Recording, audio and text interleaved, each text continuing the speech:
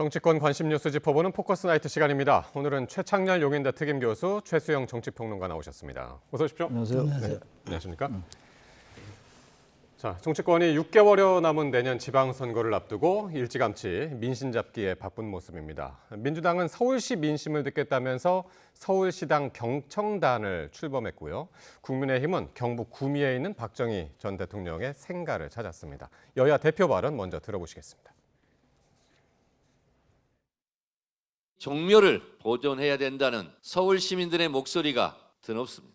한강버스, 서울 시민들은 한 많은 버스라고 생각할 것입니다. 무도한 이재명 정권 그리고 의회 폭거를 계속하고 있는 더불어민주당과 싸울 때입니다. 무너지는 체제를 지키는 것 보수정당이 당연히 해야 할 일입니다. 예, 지방선거 6월 3일. 많다면 많고 이제 짧다면 짧고 얼마 남지 않은 것 같기도 하고요. 여야가 본격적으로 지금 움직이기 시작했는데 일단 민주당은 서울 시민들의 목소리를 잘 듣겠다는 취지의 경청단을 출범을 했습니다. 어떻게 보셨습니까? 서울시가 이제 일단 중요하다. 서울시장 선거가 아주 상징적이죠. 서울시장 선거에서 지면 만약에 전체적으로 지방선거에서 승리했다 하더라도 예. 뭔가 이 지방선거에서 졌다라는 그런 평가가 지배적인 게 현실이에요. 우리나라 예. 지방선거에. 게다가 특히 민주당은 지금 정권 출범 후 1년 만에 치러진 선거거든요. 딱 6월 3일이니까. 근데 이게 이제 중간평가의 성격을 띌 수밖에 없죠. 정권의 중간평가. 그러니까 민주당은 어쨌든 지금 내란 형식이라는 거야 뭐 이제 그동안 1월 달 정도에 아마 재판이 끝나는 게 있겠죠. 내란 재판도 그렇고. 그러고 난 다음에 국민들의 평가를 받는 거니까 반드시 이겨야 되는 것이고 국민님도 마찬가지죠. 지금 계속 이제 내란 프레임에 갇혀 있는 듯한 그런 모습을 보이는데 뭔가 지방선거에서 만약에 승리한다면 그동안의 이른바 내란몰이다. 계엄으로 이제 뭔가 이 정국을 장악하려 한다. 예. 민주당이 이렇게 계엄몰이, 계엄팔이 뭐 이런 걸 한다는 거 예. 아니죠? 국민의힘의 주장은 그런 부분도 이제 만약에 국민의힘이 지방선거에서 이기면 그게 나름의 설득력이 있는 거죠. 따라서 항상 모든 선거가 그렇습니다만 이번 지방선거야말로 6개월이 좀 더 남았습니다만 민주국민 양당에게 국민의힘 양당에게는 아주 필사적인 그러한 노력을 기울여야 하는 그런 상황이라서 이제 좀 빠르게 좀 움직이는 것 같아요. 특히 서울시장 선거에서 말이죠. 어쨌든 근데 이제 서울시 하면 오세훈 시장이 워낙 강해가지고. 근데 이제 정청래 대표가 앞서서도 들으셨지만 이제 종묘, 한강버스 이런 이야기를 꺼냈습니다. 그러니까 사실 정청래 대표가 취임하고 나서 지금까지 입에서 제가 보기에 이렇게 문화재 보호라든가 뭐 한강버스 같은 얘기를 들어본 게 처음이에요. 그러니까 당원 주권주의와 사법 척결, 뭐 내란 척결 이거 외에는 들어본 적이 없는데 갑자기 문화재 보호라든가 지금 민생을 얘기하니까 조금 당혹스럽긴 한데 정청래 대표 입에서 이런 얘기들이 이런 주제들이 나온다. 그건 뭔가 지금 좀 다급하고 어쨌든 이걸 언급하지 않을 수가 없다는 그런 방증이겠죠. 그렇게 놓고 본다면은 지금 말씀하신 것처럼 오세훈 이른바 오세훈 때리가 이렇게 왜 강화되느냐. 결국에 지금 오세훈 시장이 어찌됐든 3선 연임으로 우리 금지하고 있지만 계속 뛰어넘어 했기 때문에 4선까지 하고 지금 5선 도전하는 거잖아요.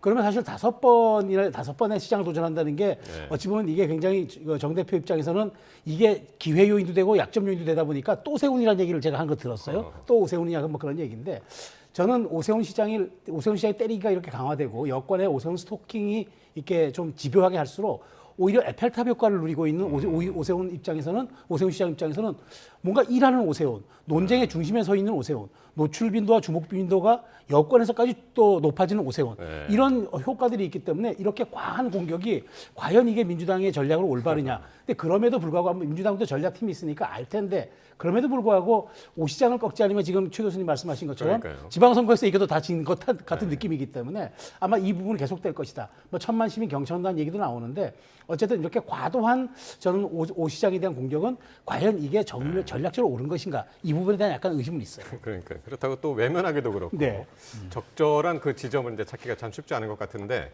어쨌든 오늘 정말 그 민주당 진영에서 그 서울시장으로 거론되는 사람들 다 참석을 했습니다. 박홍근, 서영교, 박주민, 전현희 이 현직 의원들 그리고 홍익표 전 원내대표까지 참석을 했고 참석 안 한 사람이 이제 딱 한 사람 있는데 김민석 총리 오늘 다른 데 갔죠. 도봉구 쪽으로 이제 갔는데 김민석 총리가 서울시장에 출마를 할까요? 어떻게 전망하십니까? 그러니까 지금 이제 김민석 총리 스스로는 출마 생각이 없다라는 취지의 얘기를 계속 하고 있는데 또 애매한 얘기도 하고 그랬어요.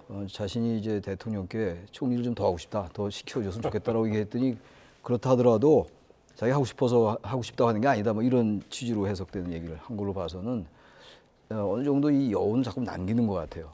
난 절대 출마 안 합니다. 라는 말을 안 하는 걸로 봐서 예. 뭐 그 총리가 도봉구 서울 이게 아레나라는 이제 복합 공간이거든요. 문화 공간인데 예. 여기에 갈 수 있죠. 근데 이것도 이제 서울시장 출마를 염두에 둔 게 아니라 해석을 가능하게 하는 그만큼 이제 김민석 총리의 서울시장 선거 출마 여부가 예. 대단히 핵심 관심인 것 같아요. 민주당이 지금 박홍근, 서영교, 박주민 전 이런 의원들, 홍익표 전 의원도 그렇고 출마하려는 이제 후보군들인데 예. 여기 같이 이제 김민석 총리가 가장 강력한 후보일 수 있어요. 제가 볼 때. 그러니까 어쨌든 지금 반드시 이겨야 되는 상황 속에서 오세훈 시장은 뭐 이미 몸을 풀고 있는 거나 마찬가지고 야당이 무슨 오세훈 시장을 대적할 만한 대체할 만한 후보가 없는 게 사실 아니겠어요. 예. 이런 상황 속에서 김민석 총리가 강력한 카드인 것만 분명히 보인다.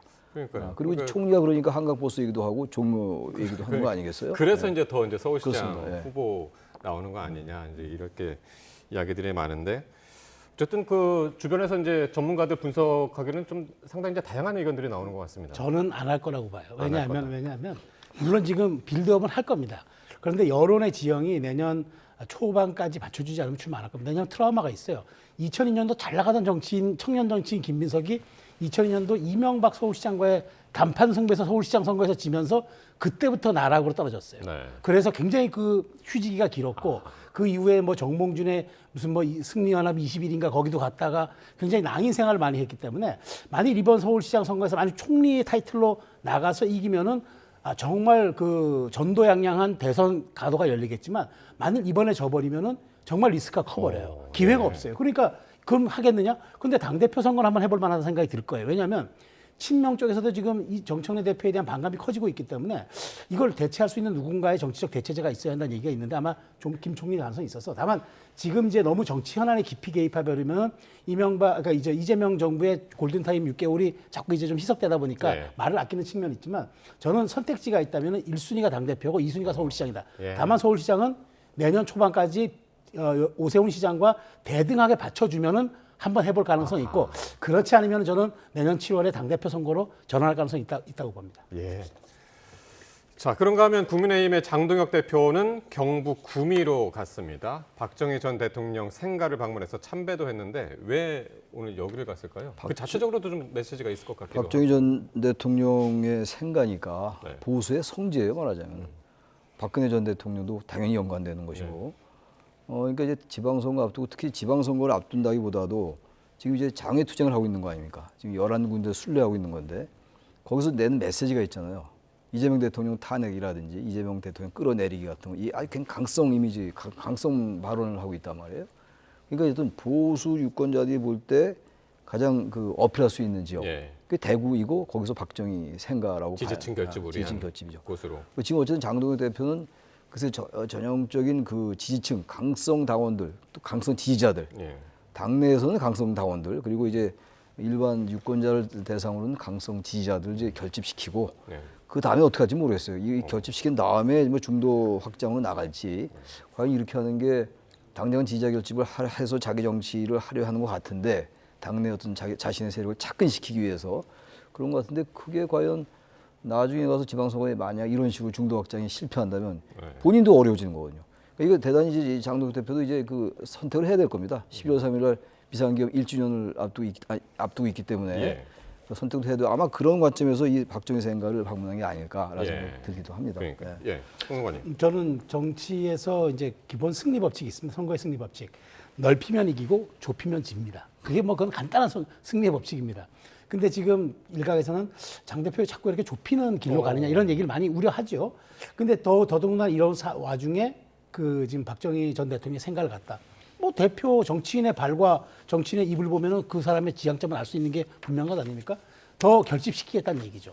근데 이제 왜 지금 이걸 할까? 저는 아직까지 11월까지는 결집의 시간이라고 봅니다. 선거의 3단계 그 이제 캠페인의 개념이 첫 번째 자기 지지층을 묶어두는 결집이 있고 그 다음에 이제 중도를 조금 더 확장하려는 동원이 있고 예. 그다음에 마지막에 상대표까지 끌어오는 전향이 있습니다. 이 3단계를 밟게 되는 게 예. 정치 캠페인의 이제 세 번째 스텝인데 지금 장 대표는 1단계 결집을 하고 있어요. 왜냐하면 자신의 지지층이 두텁고 공고하지 않은 당내 기반 세력에서 어쨌든 최소한 25%대의 그 지지율을 공고하게 가진 다음에 그 다음에 외연 확장에 나서는 게 저는 맞다고 보는데 그게 저는 12월 3일 아마 계엄의 1주년을 맞으면서 그다음 전향의 메시지를 조금 낼 거라고 저는 생각이 됩니다. 그러면서 좀 갈 것 같은데 아마 오늘의 정점은 뭐냐면 체제 전쟁을 얘기하기 때문에 체제의 수호라는 측면에서 박정희 전 대통령은 상징성이 있는 거거든요.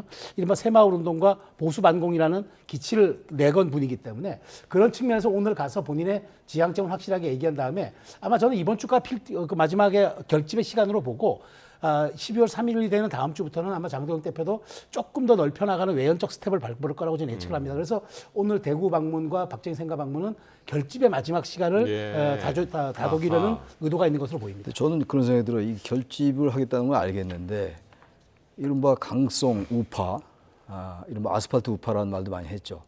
이분들이 민주당 지지하겠습니까? 무조건 국민의힘 지지하게 돼 있어요. 근데 자꾸 여지껏 계속 결집, 여기 자기 세력을 이제 완전히 구축하겠다 당내에서 이런 생각인 것 같은데 지금 이 장동혁 대표의 이 메시지는 거의 어떻게 보면 판단하기에 따라서 해석하기에 따라 거의 극우에 가까운 메시지 많이 내고 있어요. 지금 이재명 대통령의 지지율이 거의 60% 육박하고 그러잖아요. 근데 무슨 근거로 끌어내리겠다고 그러는 건지, 무슨 근거로 탄핵을 하겠다는 건지 모르겠어요. 그게 말하자면 지지자들을 의식하는 거라고 저는 봐요. 그런데 이걸 가지고 지금 보수 중에서도 사실 극우라는 분은 얼마 안 돼요, 사실은. 50만 정도밖에 안 됩니다, 제가 볼 때. 유난히 과대 대표되게 보이는 거죠. 근데 모르겠어요. 우리 최평론가님 말씀처럼 일정 기간까지, 올해까지 결집을 하고 그다음에 중도로 나간다? 그게 정치가 이렇게 딱 칼로 뭐 무자르지 되는 건가요? 그래서 저는 참 장동혁 대표 하는 이 행보가 이렇게 해서 빠져나오기 어려울다는 생각이 좀 들어요. 뭐 제가 장동혁 대표 걱정한 상황은 전혀 아닙니다만 이게 어떤 이러다 보니까 여야 정당 구도 자체도 자꾸만 한국 정치 자체가 정치 부재로 하는 측면도 있어서 빨리 저는 내란 프레임이라고까지 얘기 안 하겠어요. 어쨌든 간에 장동혁 대표 이 극우에 자꾸 편승하는 듯한 이런 태도에서 좀 벗어나라라는 말씀을 드리고 싶습니다. 제가 개인적으로. 여러 가지로 이제 그런 것들이 이제 표현이 되죠. 이제 집토끼냐 산토끼가 먼저냐, 아니면 이제 뭐 집결이 먼저냐, 확장이 먼저냐 이런 얘기들을 하고 있고 그 얘기는 또 이제 당심이냐 민심이냐 이제 이런 얘기로 이제 흘러갈 수가 있는 건데 지금 국민의힘에서는 지방선거 공천 룰을 당신 70, 민심 30으로 지금 굳어지는 듯합니다. 원래는 이제 50대 50이었는데 당심을 이제 70으로 늘리겠다. 이렇게 지방선거 이제 총괄 기획단이 이제 이런 입장이 명확하다. 이게 과연 이게 국민의힘 지도부가 이거를 찬성을 하느냐 마느냐 이 얘기가 또 논란이 되니까 명확하다. 기획단 입장에서는 그렇게 이야기를 했어요. 그렇죠. 기획단이 이렇게 얘기하고 이 안을 이제 최고위원회의에 올려서 최종 승인을 받겠죠. 그러면 이제 이게 확정 당에 이제 안으로 확정이 되는데 저도 당심 70과 민심 30이라는 측면에서 이게 과연 마지막 후보를 선정함에 있어서 좀 더 확장력 있는 후보를 선정하는데 이게 도움이 되겠느냐? 이게 뭐 특정 지역 그러니까 뭐 보수세가 강한 지역이라면 큰 문제는 안 되겠지만 이게 수도권 싸움에서는 이렇다면은 이제 말하자면은 그 후보를 조금 더 확장 있는 후보를 고르는 게 어려울 수는 있었죠. 그런데 지금 장 대표가 얘기한 핵심이 체제 전쟁이라고 자꾸 얘기합니다. 아마 제가 보기에 장동혁 대표는 자신의 정치인의 상징 자본을 정말 보수와 진보 혹은 민주와 반민주의 구도를 넘어서는 이제 일종의 지금 이재명 정부를 아마 반민주, 반헌법 세력으로 규정하고 체제 전쟁에서 승리하는 지도자의 모습을 보여주겠다는 그런 얘기 같아요. 그래서 아마 이 7대3 당심 70이 오는데 아마 이 부분은 최고위원회에서도 좀 논란이 있을 겁니다. 그래서 이건 당시 그러니까 지방선거 총괄 기획단은 이렇게 의결했다 치더라도 지도부기 때문에 지도부가 이 부분에 대해서는 조금 더 유연성을 갖고 우리가 정리하겠다면 할 수 있습니다. 지금은 마찬가지로 민주당에서도 지금 당원 주권, 권리당원 높이는 것도 의결을 다음 달로 미뤘거든요. 논란이 되니까. 그런 측면에서 이 부분은 어찌됐건 지금 현장에서의 목소리도 있기 때문에 지방선거 기획단은 7대3을 올리겠지만 최고위원회에서 지도부에서 이걸 공식 승인할지 여부는 조금 지켜봐야 한다. 그 부분이 저는 아마 12월 초가 되지 않을까 싶어요. 어쨌든 그런데 이제 장동혁 대표한테 이 이야기를 물으니까 나는 당원 권리를 확대하겠다는 약속을 그동안 계속 해왔었고 그리고 기획단에서 잘 결정할 것이다. 마치 기획단의 결정이 지도부의 결정과도 이제 이어지는 것처럼 그렇게 이제 이야기를 했고 또 당내에서도 이 70대 30에 대해서 반대하는 목소리도 지금 상당히 많이 나오고 해서 이게 이제 만약에 당대표 경선이라면 이 당내 이벤트니까 정치 이벤트니까 말이 될 수 있어요. 이거 지방선거용이잖아요. 지방선거의 후보를 결정하는 거니까 예. 어떻게든 민심과 좀 가까이 가는 후보, 민심과 괴리를 줄이는 그래야 승산이 있지 않겠어요? 지자체 선거도 그렇고 뭐 지방선거 등등 말이죠. 근데 이렇게 7대 3으로 가면 지금 말씀처럼 당내 어떤 지지가 확고한 사람들, 그 당원들의 지지를 받는, 이게 강성 당원들의 지지를 받는 사람이 당선될 확률이 높아요. 근데 강성 당원들이라는 거는 지금 일상적인 의미에서 강성 당원이 아니라 지금 체제 전쟁 얘기하잖아요. 체제라는 게 뭡니까? 지금 이게 대단히 시대착오적인 얘기를 하고 있는 거예요. 어떻게 보면은 보수와 진보의 이념 대결로 가려 하는 것 같은데, 그러니까 현재 이제 이재명 정부를 좀 어떤 이념적으로 좌파로 몰게 해요. 그러니까 말하자면 좀 부정적 의미의 좌파.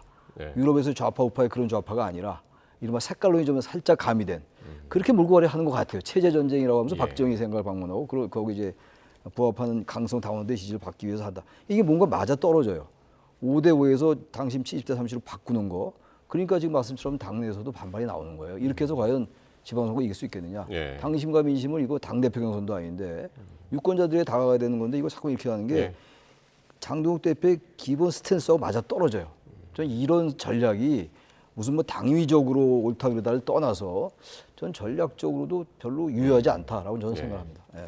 그러니까요. 그러니까 윤상현 의원 인천이 지역구죠. 지역구죠. 네, 네. 그래서 이제 수도권이다 보니까 윤상현 의원조차도 민심과 거꾸로 가는 길이다. 이제 이렇게 이야기를 했습니다. 자, 이번엔 이제 민주당 이야기인데요. 지금 이제 대의원하고 권리당원의 표 가치를 1대1로 맞추는 1인 1표제가 논란입니다. 정청래 대표가 내년 전당대회에서 연임을 하기 위해서 일방적으로 밀어붙이는 것 아닌가 하는 그런 이제 숨은 목소리가 깔려 있는 건데, 그런데 그런 목소리를 내는 의원들도 나는 완전히 반대다 이렇게는 외치지를 못하고 있습니다. 관련 발언을 한번 들어보겠습니다.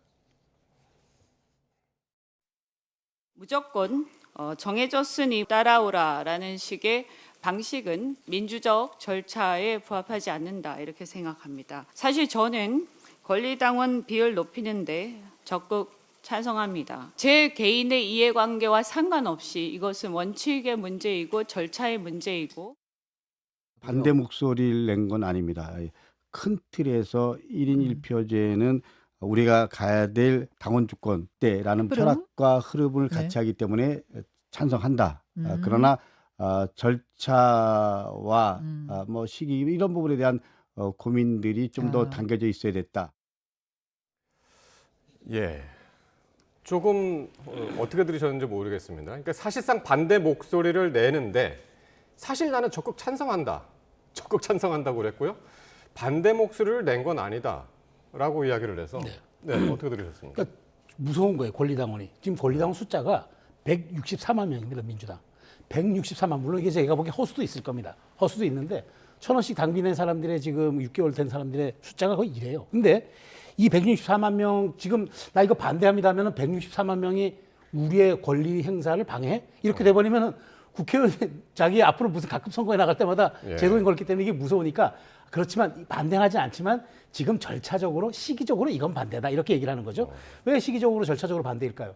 대의원의 가치라는 게 사실은 그동안은 60대 1이었던 게 이재명 대표 체제에서 20대 1로 온 거잖아요. 근데 지금 1대 1로 지금 맞추겠다는 거잖아요. 예. 대의원제의 본질은 딱 하나입니다.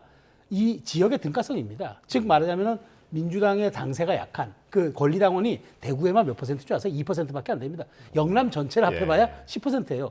그러다 보니까 이걸 보완하기 위해서 대의원들을 여기에 투입시키면은 여론의 숫자가 비슷해져서 전국 정당의 그런 어떤 기치를 사실 그 역할을 본 거기 때문에 내번에 대통령을 배출한 겁니다. 예. 그런데 이 대의원들을 다 빼고 이제는 권리당원 위주로만 당을 움직이겠다고 하니까 그렇다면 국회의원들은 사실 대의원들과 밀접한 관계가 있기 때문에 이 부분에서 앞으로 향후 정치 일정에도 좀 불안한 측면이 있을 거예요. 그런데 더 중요한 거는 이게 첫 수혜자가 바로 정청래 대표거든요. 내년 7월에 164만 명이 1대1로 해가지고 대의원과 표의 등가성을 같이 해버리면 불문가지 당선입니다. 제가 보기엔 그렇습니다. 예. 그렇다면은 여기에 대해서 지금 많은 그 지적들이 있는 거라서 이 부분이 그래서 지금 당에서 반대는 하지 않지만 뜨거운 감자이기 때문에 지금 일주일 정도 더 연기했는데요. 아마 저는 이게 쉽지 않아 보일 겁니다. 이거 당에서 그대로 추인하기는 그래. 조금 논란이 있을 것으로 생각이 됩니다. 그러니까 이현주 의원 같은 경우도 최고위에서 나는 여기에 대해서 찬성을 하는데 반대다. 뭐 하여튼 뭐 좀 애매한데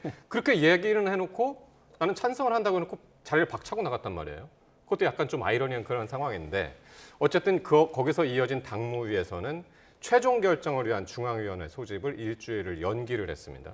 1인 1표제 자체에 대한 수정도 있을 수 있을까요? 그 연기한 그 기간 1인 1표의 지금 이 핵심은 예. 지금 뭐 설명하셨습니다만 대의원과 당원의 표의 등가를 1대1로 맞추는 거예요. 이건 사실은 지금 자세히 설명해 주셨는데 그 민주당이 취약한 지역에서 대의원의 역할을 간과하는 게 될 수 있어요. 그런데 그 원칙론적으로 볼 때는 당원 주권주의란 말이 맞죠. 당의 주인은 당원이니까 나라의 주인은 국민이듯이 말이죠. 당원 주권주의라는 원칙은 맞는데 그러니까 이원주 의원이나 이제 강득구 의원 저렇게 상당히 자락을 까는 거란 말이에요. 네. 그리고 당장이 현실적으로 당원들과 이제 배치될 것 같으니까 그 두려움이 있는 거죠. 정치인이니까. 근데 이런 걸 다 떠나서 말이죠. 당원 주권주의가 다 자신들의 실리에 따라서 찬성도 하고 반대도 하고 이럴 거예요. 원래 정치라는 게 그런 거니까 자기의 정치적인 득실, 정치적 유불리를 따지는 거긴 한데 우리가 좀 객관적으로 생각해 볼 필요가 있어요. 당원 주권주의로 해서 강성 당원들이 만약에 더 대표된다. 권리 당원들이 다 강성은 아니겠습니다만 그렇게 해서 강성 목소리가 더 반영이 많이 되고 과잉 대표되고 과다 대표된다면 강성 그룹이 탄생할 수 있어요. 강성 지도부가. 강성 지도부가 여야 마찬가지. 지금 7대 3도 비슷한 맥락이에요. 그게 여야가 아주 비슷한 흐름을 보이고 있어요. 이 부분에 있어서는. 이게 이제 강성 지도자, 강성 지도부가 이제 장악을 하게 되면서 이들이 만약 공천권 행사하게 되면은 역설적으로 당원들이 당의 중심이 되는 게 아니라 대단히 역설적인 이 결과가 발생할 수 있다는 거예요. 오히려 강성 지도자를 배출하면서 그 강성 지도자가 공천권 행사에 대해서 당원이 배제될 수 있는 대단히 역설적인 현상이 나올 수 있기 때문에 제가 봐도 우리 최평남원님 말씀처럼 1대1 이거 쉽지 않을 거예요. 특히 친명계가 대단히 반발할 겁니다. 아마 정청래 대표가 자기 정치하는 거 아닌가 이런 식의 친명계 반발이 있을 수 있어요. 그러니까요. 제가 볼 때 내부적으로 그런 게 약간 조짐돼 보이거든요. 그래서 이제 그런 의미에서 정청래 대표가 내년에 다시 재임하는 것을 좀 견제하기 위해서 김민석 총리가 그 내년에 그 당대표 후보로 이제 나오는 것이 아니냐. 그래서 이제 그런 얘기로 이어지는 그런 상황인데요. 자, 다시 국민의힘입니다. 국민의힘 내부에서 이제 비상계엄 1년 얼마 안 남았습니다. 다음 주인데요. 그걸 계기로 해서 계엄 선포에 대한 사과 또 반성 메시지가 필요하다는 목소리가 커지고 있습니다. 관련 발언 직접 들어보시겠습니다. 지금 국민의힘이 정부 여당과 이러한 것들의 일방주의 정치를 지적을 해도 또 올바른 비판을 해도 그 메시지에 힘이 실리지 않는 이유는 과거 국민의힘이 윤석열 전 대통령의 종속적이었던 모습들이 떠오르기 때문이라고 생각합니다. 사과를 뭐 그만큼 했으면 됐지 뭘 또 해. 이런 생각들이 있기 때문에 후보자들 입장에서는 이렇게 가다가 우리가 선거 지면 어떻게 하나. 때문에 저는 연말까지는 이런 문제를 잘 정리하고 지도부가 선거에서 이길 수 있는 정당으로. 계엄 사태에 대한 사과 그리고 윤석열 전 대통령과의 거리두기 요구가 지금 들으신 것처럼 초선 의원들 중심으로 상당히 커지고 있습니다. 초선 의원들 그리고 또 누굽니까? 정성국 의원. 네. 정성국 의원도 역시 부산의 초선이죠. 일제히 오늘 아침 매스컴에 거의 동시에 나와가지고 비슷한 얘기를 했단 말이에요. 네. 지금 초선 의원들 입장에서는 현장의 목소리, 특히나 이제 수도권의 뭐 비례든 뭐든 또 PK 지역이든, 그러니까 PK 지역 같은 경우는 사실은 스윙 지역이에요. 거기도 언제까지 뭐 여권의 텃밭으로 보기는 어려운 지역이, 그러니까 야권의 국힘의 텃밭으로 보기는 어려운 지점입니다. 그런데 지금 초선들의 얘기는 딱 한마디입니다. 건너가기를 제대로 하자. 시대적 건너가기를 하지 않으면 안 된다. 즉 12.3 계엄에 대해서는 완벽하게 사과하고 절연하고 가야 한다. 근데 얘기를 이제 장동혁 대표가 과연 이걸 수용할 것이냐가 이제 핵심 관건인데 저는 정말 이 국민의힘 지도부가 이 부분을 좀 분명해야 된다고 생각합니다. 우리가 시대적 전환 설계를 할 때 분명히 짚고 넘어가야 될 사안이 뒤돌아보되 돌아가지는 말아야 합니다. 우리가 뒤돌아보면서 성찰과 반성을 하고 그다음에 우리의 앞길을 그것을 기반으로 해서 구축을 하되 되돌아갈 수는 없는 겁니다. 그 불가역입니다. 그래서 이 부분을 얼마큼 선명하게 내줄 수 있느냐가 이제 관건인데 초선들이 지금 이 얘기를 요구합니다. 그리고 지금 발언은 물론 취소했습니다만 신동욱 최고위원 같은 경우도 10월 그러니까 12.3 그 계엄 그날이 또 장동혁 대표 마침 대표 취임 100일입니다. 그래서 아마 메시지가 나갈 텐데 아마 전향적인 게 나가지 않겠냐고 얘기했다가 최근에 뭐 아닐 수도 있겠다는 얘기를 하는데 그만큼 지금 내부가 혼란스럽다는 얘기입니다. 그러면 장 대표도 지금 여러 가지 얘기를 듣고 있겠죠. 초선, 재선 그룹 제가 보기에 최근에 이제 그룹별로 재선 3선 그룹별로 계속 만남을 갖는 모양인데 저는 분명히 일관되게 얘기를 할 겁니다. 의원들은 현장의 민심의 바로미터이기 때문에 분명하게 얘기한 건 건너가기로 확실하게 하자라고 할 겁니다. 그러면 이걸 어떻게 100일 취임 100일 메시지에 담아내고 그것이 아까 제가 말씀드린 결집에서 동원으로 전향을 할 수 있는 일종의 건너가기를 얼마큼 좀 세련되게 할 것이냐 이게 아마 관건이 될 겁니다. 그래서 저는 이번 주가 제가 그래서 결집의 시간이고 다음 주는 어떤 그 동호가 전향의 시간에 전초전이 되지 않을까. 아마 초선 의원들도 그 얘기 하고 있는 겁니다. 네. 그러니까 이게 지방선거가 다가오니까 이게 더 이런 목소리들이 많이 나오는 것 같은데 특히 이제 오세훈, 박형준 시장도 비슷한 목소리를 내는 것이 이게 서울시장, 부산시장 여기가 이제 중도층의 핵심이잖아요. 네. 이게 지금 12.3 계엄이 1년이 다 돼가요. 네. 다음 주인데 바로. 근데 아직도 지금 국민의힘 내부에서 이 지금 12월 3일 날 당대표 취임 100일 날 어떤 메시지를 낼 걸 가지고 지금 왈가왈부하고 있는 거예요. 이게 국민의힘의 현 주소입니다. 네. 있을 수 없는 얘기예요. 지금 말씀처럼 탄핵강이며 뭐 계엄의 바다 이런 것들을 건널 생각이 없는 것 같아요. 제가 볼 때 그래서 지금까지 결집의 시간이었고 12월 3일 날은 뭔가 전향의 시간으로 갈 거다. 저는 거기 그렇게 안 할 것 같아요.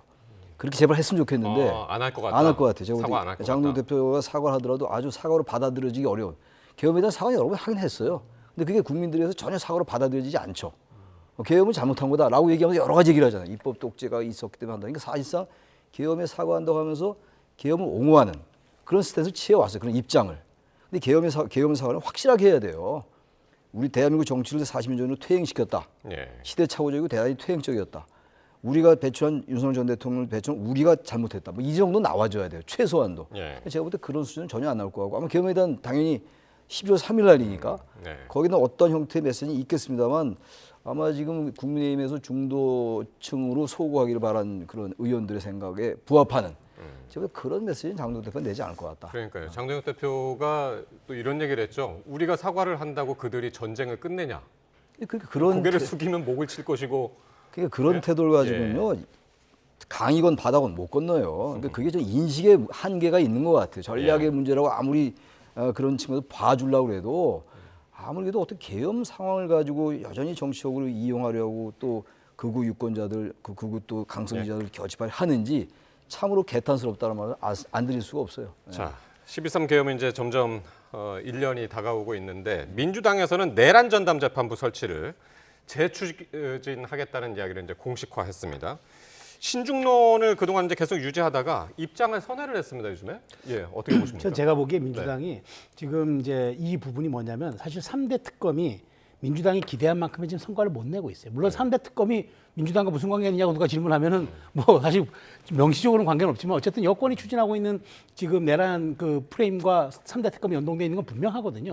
근데 이게 안 되는 상황에서 지금 이제 내년 12월, 그러니까 1월 18일이면 이제 윤 전 대통령의 석방이 이제 구속 만료일이 되기 때문에 근데 이게 지금 가시화가 되지 않을 거라고 봤는데 이게 가시화 될 것 같아요. 그런데 문제는 뭐냐면 이 내란 특별재판부가 1심하고 아무 관계가 없어요. 이게 2심부터 적용하는 거 지금 하겠다는 겁니다. 왜냐하면 1심이 1월 6일에서 1월 10일 사이가 최후 이제 변론 기일을 잡았기 때문에 1월 18일 아마 부근을 할 겁니다. 근데 이거 1심을 특별 내란 재판부를 통해서 하겠다고 이번 달에 법안 통과시키잖아요. 빨라야 내년 4, 5월에 첫 재판이 하게 될 겁니다. 그러니까 1심 말고 2심을 이제 또 하겠다는 건데 2심을 하겠다는 건 뭐냐면 1심이 결국 1월 달에 나올 거니까 이 결국 윤 전 대통령 이 이슈를 계속 지방선거 때까지 끌고 가겠다는 얘기입니다. 한마디로. 그래서 원래는 내란 전담 재판을 하지 않겠다고 약간 선회한 건 뭐냐면 사법부가 그 일정도 좀 특정하고 그다음에 법원 그 재판관도 조금 충원하다 보니까 약간 이게 수면 아래로 가라앉았는데 이 특검의 열기가 자꾸 식어가니까 결국 내란 전담 재판부 설치를 통해서 결국 내란 프레임을 더 공고화시키겠다. 왜냐하면 1심에 하지 못하는 2심 얘기를 지금 벌써 꺼내면 무슨 의미가 있겠습니까? 그런 측면에서 저는 그 지방선거를 앞두고 내란 프레임 공고 작업의 강화 일환이라고 생각합니다. 아하. 근데 이제 그 김병기 원내대표 같은 경우는 이거 대통령 오면 귀국하면 바로 이거 시행에 들어가겠다, 추진하겠다 그렇게 이야기를 해서 이제 얼마 안 남았잖아요, 귀국이. 근데 내란 전담 재판부는 사실 원칙적으로는요 상당히 문제가 있을 수 있어요. 근데 이게 지금 보면은 그 최평론가님 말씀처럼 뭐 대단히 전략적인지 전 거기에 동의하지는 않아요. 지금 이 내란 프레임을 지방선거까지 가기 위해서 지금 이 내란 전담 재판부를 다시 꺼낸다는 말씀인데 저는 거기엔 동의하지 않고 이런 우려가 있어요. 분명한 게 지금 그 지기현 판사, 특정 판사 이름을 거명해서 안 되긴 해서 내란 재판 판사 아닙니까 지금? 재판관인데 근데 그 시간 단위로 계산한다고 해서 시간 단위로 해서 석방했잖아요. 뭐 그것까지 좋다고 쳐요. 100번 양보해서. 그것도 이해가 안 가지만 그리고 이제 검찰은 뭐 직시항고권 행사하지 않았고 검찰이 아니라 사법부 얘기니까 그리고 난 다음에 이 내란 재판이 생각보다 많이 늦어지고 있어요. 그 또 하나가 보기에 따라서 다르긴 하겠습니다만 그 내란 재판부에서 재판을 진행하는 모습이 이해가 안 갈 때가 너무 많아요. 예. 전혀 재판부로서의 권위라든지 이 예. 엄중함 이런 거 찾아보기 어려워요. 주기영 판사의 원래 특징이라고 그러더라고요. 아무리 원래 특징이라도 성격이. 그렇지 특징이라고 그렇게 나타납니까? 예. 뭐 전 그게 이해가 도저히 안 갑니다. 개인적인 생각입니다만 그런 상황에다가 박성재 전 본부장관, 한도수 전 총리 다 영장 기각됐어요. 이런 걸로 봐서 정말 이러다가 또 내란 재판이 자꾸 늦어지고 있고 이러다 정말로 구속기간 만료되기 전에 1심이 안 나오면 네. 이게 윤석열 전 대통령 이거 석방되는 거 아니야? 라는 우려가 분명히 있어요. 그러다 보니까 내란 전담 재판부 얘기가 다시 나오는 거거든요. 거기에 어떤 뭐 정치적인 공학적인 게 있는지 모르겠습니다만 전 내란 전담 재판부 얘기가 나올 법하다 지금 예. 그런 생각이 들어요. 이거 아마 이제 상당히 신중하게 접근을 하긴 할 겁니다. 그러나 지금 완전히 업등으로 하지는 않을 것 같긴 해요. 근데 이제 국민의힘에서는 이게 헌법에 어긋난다. 뭐 유엔 총회 얘기도 뭐 하고 이제 그랬습니다만은 이게 위헌 심판 청구 그 가능성도 이야기를 했습니다. 제가 보기에 이게 위헌 심판 청구하면 헌재가 받아들일 수도 있어요. 이거는 진보 보수의 그 뭐 헌재가 구성됐다 이 문제가 아니라 법의 보편 가치와 사법 정의에 대한 문제입니다. 우리가 이런 걸 하지 말라고 상권 분립을 해놓은 겁니다. 그래서 우리 역사에 반민특위 하나만 있었습니다. 이게 특정한 재판부를 특정하게 그 목적을 갖고 설립하는 거는. 근데 이렇게 되면 사법부가 앞으로 건건이 그럼 이걸 할 텐데 민주당도 모르잖아요. 그래서 제가 말씀드렸잖아요. 민주당도 이거 1심에 적용한다는 생각 아예 안 합니다. 2심부터 하겠다는 겁니다. 근데 2심부터 하겠다니까 이게 더 의도적이고 더 정치적인 것 아닙니까? 굳이 이렇게 해가지고 결국 조금 1심이 나오고 2심이 나오고 우리가 3심 보장하니까 이렇게 해서 윤석열 대통령의 사법 재판이 진행되는 건 뻔한데 왜 이렇게 앞당기려 하느냐. 앞당길 것도 없습니다. 그러니까 2심은 결국 1심 이후에 진행되는 건데 이걸 1심부터 적용하지 못하기 때문에 민주당이 하는 건 이건 정말 정치적인 거다. 그렇기 때문에 이게 헌재에 가게 되면은 이 부분은 아마 왜냐하면 이후에 앞으로 계속 건건이 어떤 사안별로 특검이 아까 정치권이 요구하면 특별재판부가 설치된다. 이거는 앞으로 이거는 헌법에 정면 도전하는 사안이기 때문에 저는 헌재도 이걸 고민할 거라고 봅니다. 그러니까 제가 찾아보니까 이렇더라고요. 헌법 27조 보면 모든 국민은 헌법과 법률이 정한 법관에 의해서 재판을 받을 권리가 있다 이렇게 돼 있고 유엔 총회 사건 배당의 원칙에도 사건 배당은 사법 행정의 내부 사안이다 이제 이렇게 돼 있어서 이걸 근거로 헌재에 제소하겠다 이제 그런 얘기인데 이제 앞으로 건건이 이런 일이 벌어지면 재판부를 이렇게 배당을 바꾼다. 그거는 좀 극단적인 비유예요. 이 계엄이라는 게 40년 만에 나타난 그야말로 무도한 불법 위헌적이고 위법적인 계엄이었거든요. 이런 상황에서 내란 이제 프레임이 있는 것이 내란 지금 우두머리 혐의로 윤석열 전 대통령이 재판을 받고 있는 거기 때문에 이게 만약 이번에 이 시행이 되면 앞으로도 계속 이러지 않겠냐. 그건 너무 과도한 기우라고 생각을 하고 그래서 저는 아까 지금 말씀하신 헌법 조항은 해석하기 나름이에요. 그래서 내란 전담 재판부를 통해서 정말로 내란에 관련된 사람들 단절할 필요가 있다고 봐요. 지금 재판부가 하는 게 너무 일상적으로 이걸 접근하는 게 아닌가 그래서 생각이 들어서 일단 국민들 여론을 좀 봐야 될 것 같아요. 근데 저는 생각보다 여론이 내란 전담 재판부 필요하다는 여론이 의외로 많이 나올 것 같습니다. 제가 볼 때. 앞으로 봐야지 알겠습니다만. 알겠습니다. 어쨌든 국민의힘은 그냥 넉놓고 당하지는 않겠다 이제 그런 의미인 것 같기도 하고요. 어쨌든 좋은 말씀 여기까지 듣겠습니다. 최창렬 용인대 특임교수 최수영 정치평론가셨습니다. 고맙습니다. 네, 고맙습니다.